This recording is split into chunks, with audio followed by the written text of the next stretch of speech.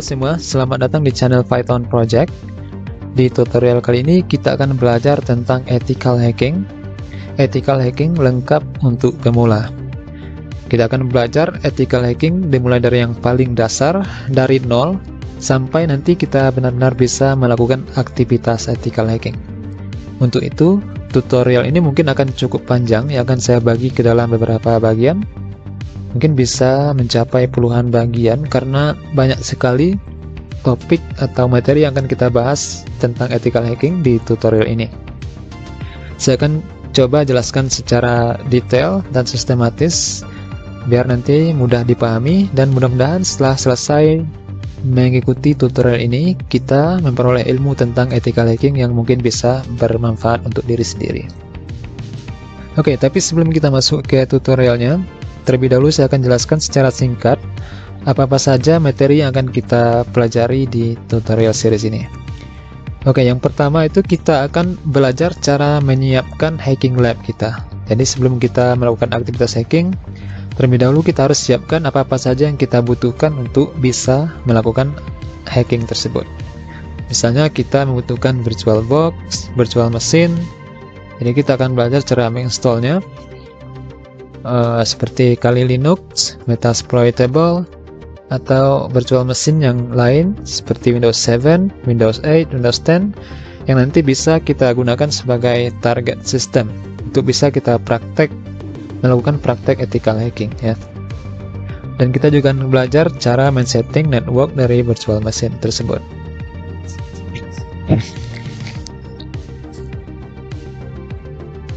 Oke, semuanya itu kita lakukan di tahap penyiapan hacking lab kita. Nah, setelah selesai menyiapkan hacking lab kita, selanjutnya kita akan belajar sedikit tentang komen-komen dasar Kali Linux. Oke, karena di sepanjang tutorial ini kita akan menggunakan Kali Linux sebagai operating system untuk kita bisa melakukan aktivitas ethical hacking. Jadi kita harus paham dulu komen-komen dasarnya ya, untuk mempermudah kita nanti dalam melakukan aktivitas ethical hacking. Ya, komen-komen dasar yang paling sering kita gunakan seperti system navigation, file dan dir management, file system, sudo privilege, dan sebagainya. Oke, setelah kita menguasai komen-komen dasar Kali Linux, barulah selanjutnya kita akan mulai belajar hacking ya. Nah, kita akan masuk ke tahap yang pertama dari hacking itu sendiri, yaitu tahap yang disebut dengan reconnaissance atau information gathering, yang artinya kita mengumpulkan informasi tentang target system. Ya, kita akan kumpulkan semua informasi yang penting tentang target system yang bisa kita gunakan nanti untuk hacking. Ya, misalnya IP address ataupun physical address-nya, kemudian email address, username, dan sebagainya. Dan tool yang bisa kita gunakan untuk melakukan aktivitas information gathering ini seperti Whois, WhatWeb, The Harvester, Hunter.io, Sherlock, dan banyak lagi tool-tool yang lain, baik yang sudah ada di Kali Linux ataupun tool yang bisa kita download dari internet seperti dari GitHub ya. Jadi kita akan pelajari semua tool-tool tersebut. Dan selain itu, kita juga akan belajar cara membuat tool sendiri. Jadi tidak hanya kita belajar cara menggunakan tool yang sudah ada, yang sudah dibuat oleh orang, kita juga akan belajar cara membuat tool sendiri ya, dengan menggunakan bahasa Python. Oke, ini tahap pertama dari hacking, yaitu reconnaissance atau mengumpulkan informasi ya. Nah, setelah kita kumpulkan informasi seperti IP address tadi, nah IP address itu bisa kita gunakan untuk melakukan scanning ya. Nah, scanning ini sebenarnya juga information gathering, tapi informasi yang kita kumpulkan itu informasi yang boleh dikatakan private atau privat ya, atau yang lebih mendalam tentang sebuah target system. Jadi scanning ini tidak seenak kita ya. Kita boleh melakukan scanning jika ada izin dari yang memiliki sistem tersebut. Jadi kalau tidak ada izin, maka aktivitas scanning ini dikatakan aktivitas ilegal ya. Untuk itu, untuk tujuan scanning ini, nanti kita akan gunakan virtual machine seperti Metasploitable ya. Kita akan men-scan Metasploitable untuk praktek melakukan scanning. Oke.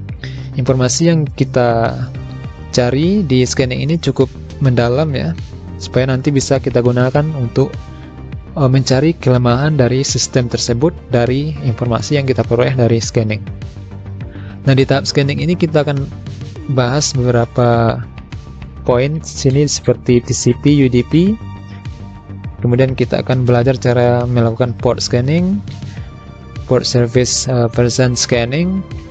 Kita juga akan bahas tentang firewall dan bagaimana cara kita bisa melewati firewall, tidak dihalang oleh firewall saat melakukan scanning ya.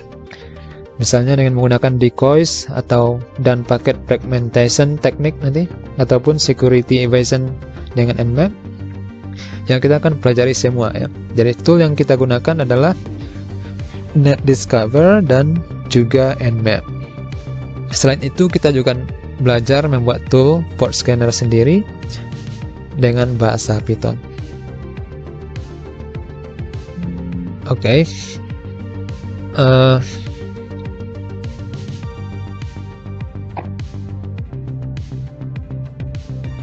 Selanjutnya, setelah melakukan scanning, setelah kita memperoleh informasi tentang target system dari scanning, nah informasi tersebut bisa kita gunakan untuk kita analisa dan kita peroleh vulnerability dari sebuah target system. Nah, ini disebut dengan tahap vulnerability analysis. Kita akan menganalisa kelemahan dari sistem tersebut dari hasil scanning tadi dengan menggunakan beberapa tool. Misalnya dengan menjalankan Nmap scripts atau dengan menjalankan search exploit di Kali Linux kita, ataupun dengan menggunakan Nessus ya. Jadi bisa kita analisa vulnerability-nya, titik kelemahan dari sebuah sistem, kemudian mungkin kita bisa exploit target tersebut, kita bisa akses, ataupun kita bisa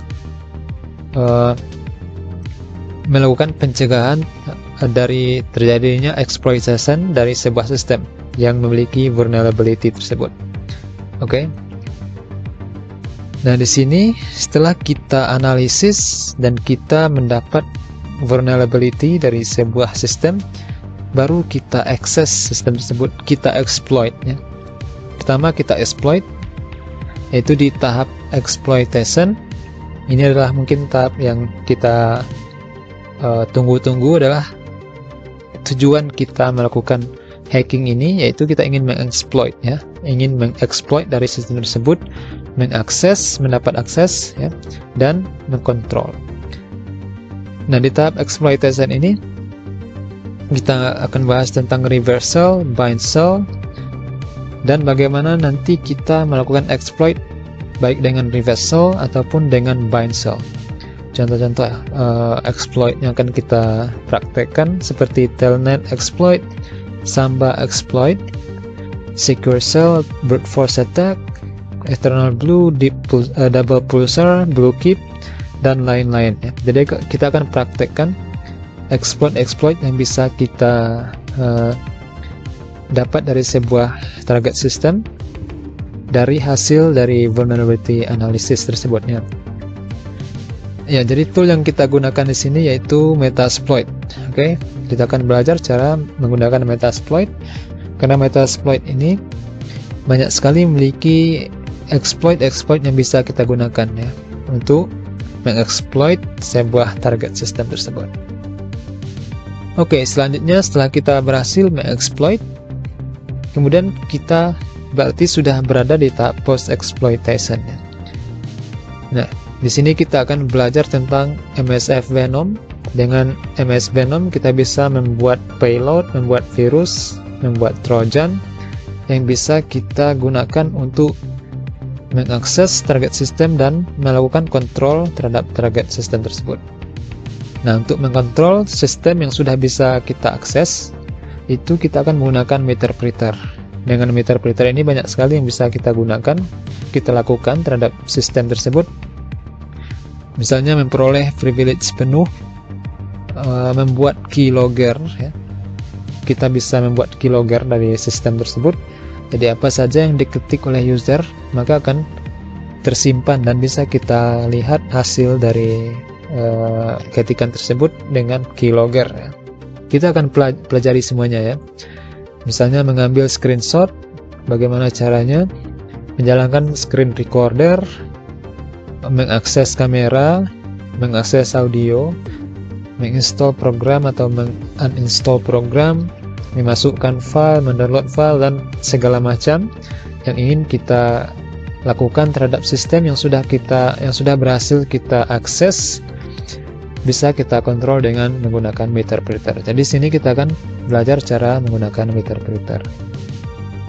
Dan juga nanti kita akan belajar membuat script backdoor sendiri ya, dengan menggunakan bahasa Python. Oke, di post exploitation ini artinya kita sudah berhasil mengeksploit dan kita akan belajar bagaimana nanti cara membuat persistence ya. Maksudnya bagaimana kita bisa mempertahankan akses kita kepada target sistem tersebut.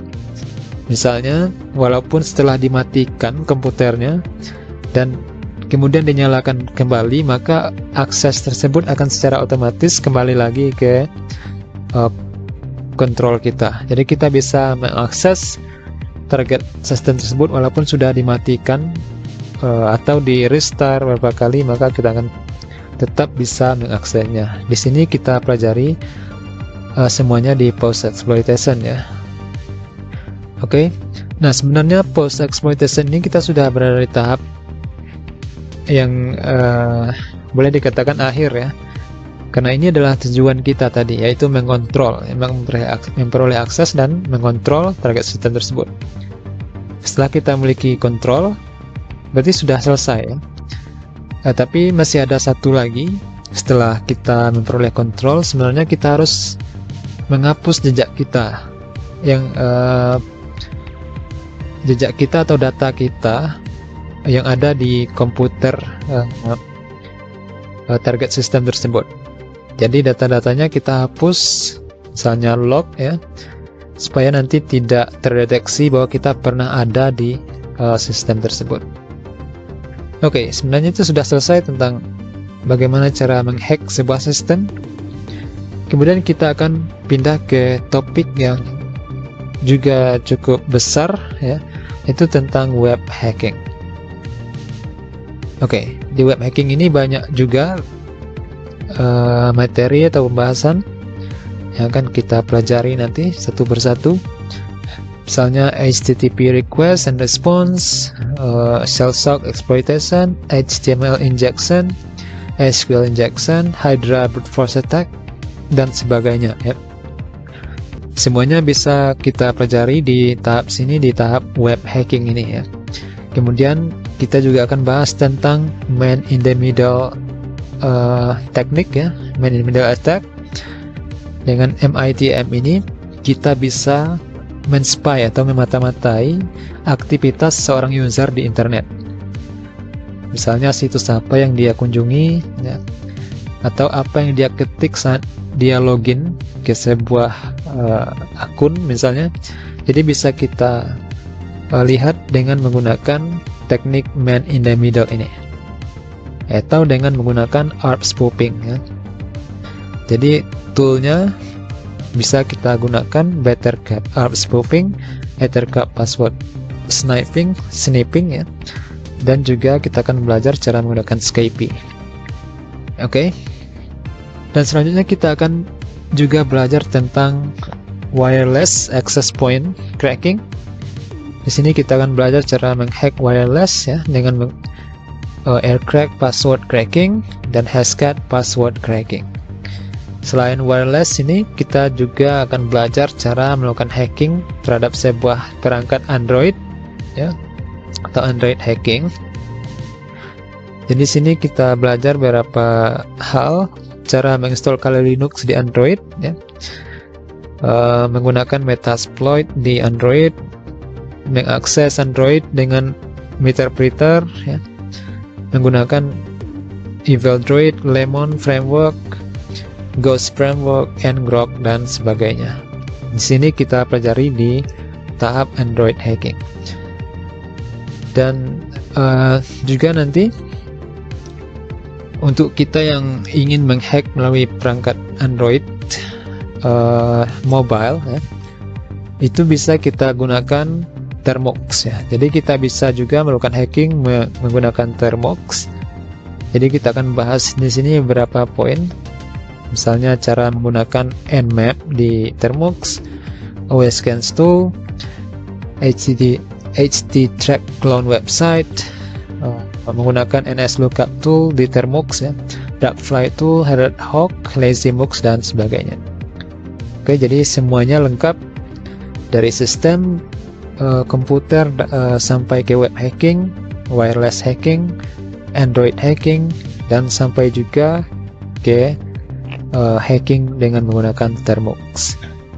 Oke, kira-kira itu saja yang akan kita pelajari di tutorial series ini. Saya harap nanti kita bisa selesaikan dari awal tadi sampai ke terakhir Termux ya.